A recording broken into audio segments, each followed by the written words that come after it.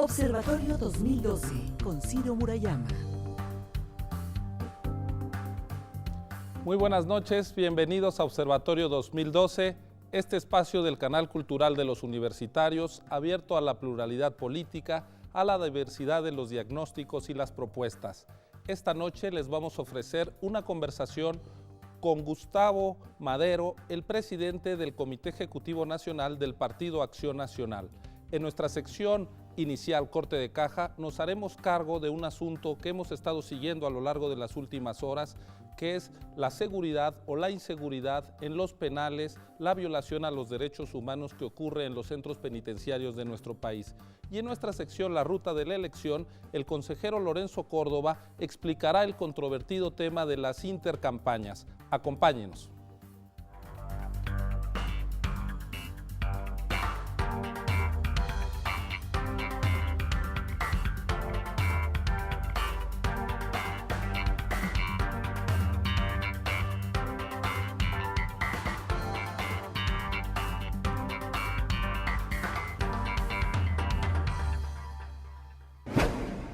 Corte de Caja.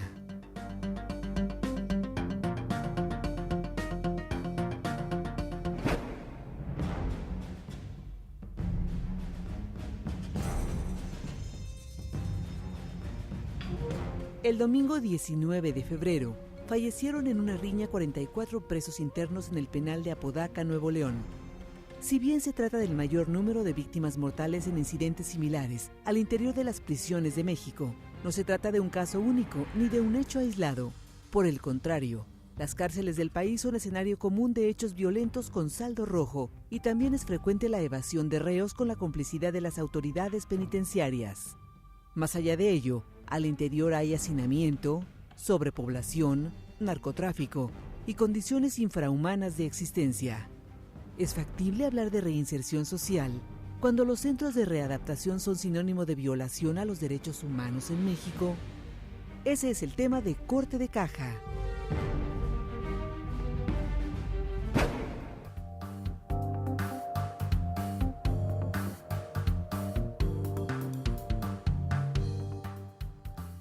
Gracias por estar con nosotros. Ya nos acompaña Mónica González Contró, investigadora del Instituto de Investigaciones Jurídicas de esta Casa de Estudios de la UNAM. Mónica, muy buenas noches. Muy buenas noches, Ciro. Pues tenemos sobre la mesa un tema muy delicado. La situación de los derechos humanos en nuestro país se ha complicado a pasos agigantados en los últimos tiempos y un espacio donde uno esperaría que no ocurrieran este tipo de escenas como la que estamos viendo a lo largo de estos días, pero que son frecuentes en los últimos años, es precisamente las cárceles, ese territorio que por definición es un espacio controlado por el Estado. ¿A qué nos estamos enfrentando? ¿Cuáles son las distintas aristas de este complejo problema? Pues sí, tal como señala, se trata efectivamente de un problema muy complejo que me parece que podría tener tres grandes líneas de reflexión. En primer lugar, como se mencionaba en la cápsula, la línea de los derechos humanos de los internos. En este sentido, pues es importante porque la Constitución lo menciona.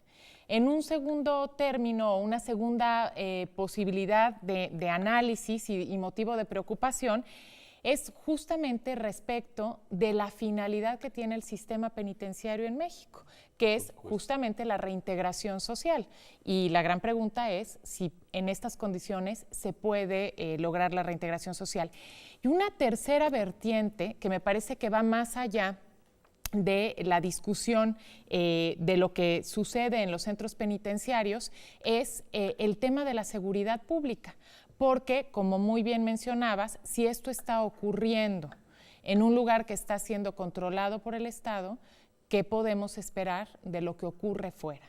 A ver, vamos por parte. Entonces, una primera línea tiene que ver con la situación de los derechos humanos del preso. Dices que la Constitución hace referencia explícita a los derechos humanos de las personas que por X o Y están recluidos en un penal. Exactamente, y además esta referencia a los derechos humanos justamente fue incorporada el año pasado con la reforma en materia de derechos humanos de junio de 2011 y incorpora en el artículo 18 el mandato de que el sistema penitenciario tiene que estar basado en el respeto a los derechos humanos y deja lo que ya contenía el mismo artículo 18, que es el trabajo, la educación y la reintegración social. Pero si en algún lugar se están violando los derechos humanos de las personas, es precisamente aquí, personas que están todo el tiempo, las 24 horas del día, los 7 días de la semana, bajo la observación, la tutela del Estado.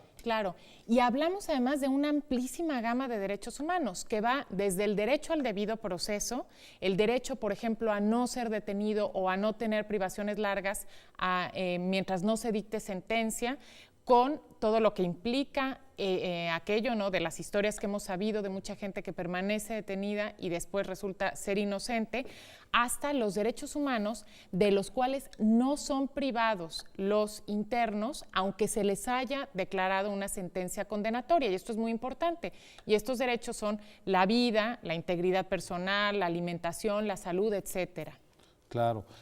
Vamos al segundo tema, el que tú dices, modélicamente los penales son espacios donde la gente tiene que transitar un proceso para conseguir su reinserción social. No solo es que purguen, digamos, sus culpas, sino que tengamos una salida positiva. Y al contrario, son espacios de fragmentación, de disolución social. Claro, de disolución social por la misma violación a los derechos humanos, pero además porque muchas veces se convierten en verdaderas escuelas del crimen, porque lo que priva ahí, lejos de favorecer que la persona que está ahí pueda reflexionar sobre lo que hizo, pueda finalmente pues, pagar la deuda que tiene con la sociedad, se convierte en alguien o tiene que hacer una serie de cuestiones para sobrevivir al interior de los penales.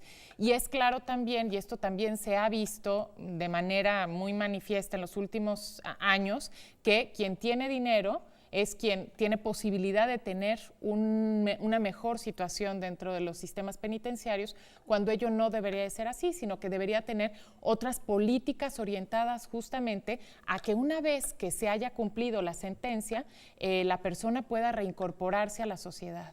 Claro, y tú decías, la tercera dimensión tiene que ver con la seguridad pública, los penales incluso ya como focos de inseguridad para la Claro, población. son focos de inseguridad porque muchos de ellos, y aquí además lo sucedido en Apodaca, Nuevo León, nos da cuenta pues de una situación muy, muy grave.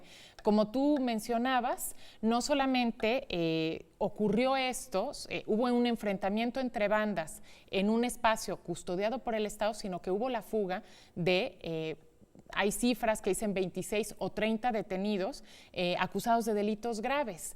Entonces, en primer lugar, esto nos cuestiona pues, sobre la seguridad pública.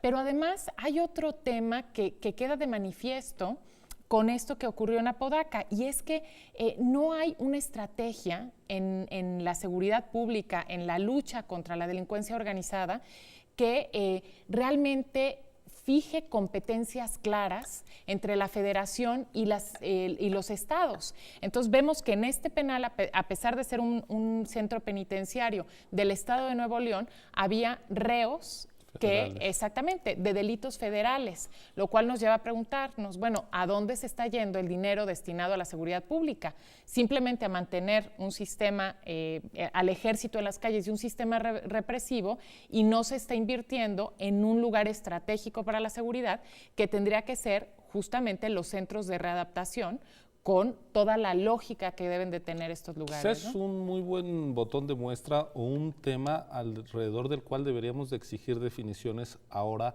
a los partidos políticos y candidatos. Es decir, quien no tenga una estrategia para la reestructuración penitenciaria, es difícil que tenga una estrategia plausible, practicable de seguridad pública a escala nacional.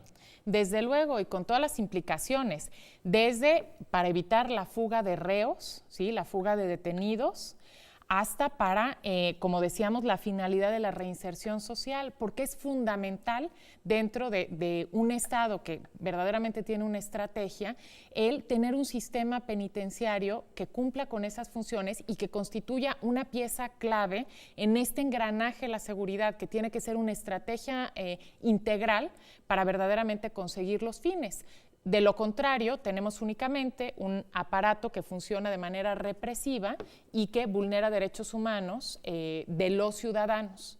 Pues Mónica, muchísimas gracias. Como ustedes pueden ver, las cárceles no pueden ser un territorio ajeno al Estado, al contrario, son un espacio estatal por definición. Si no resolvemos la situación penitenciaria, carcelaria, si ahí no se garantizan los derechos humanos, es difícil que se garanticen en las calles. Ahí hay un tema sustantivo para partidos y candidatos en esta elección. Esto ha sido Corte de Caja, continuamos en Observatorio 2012.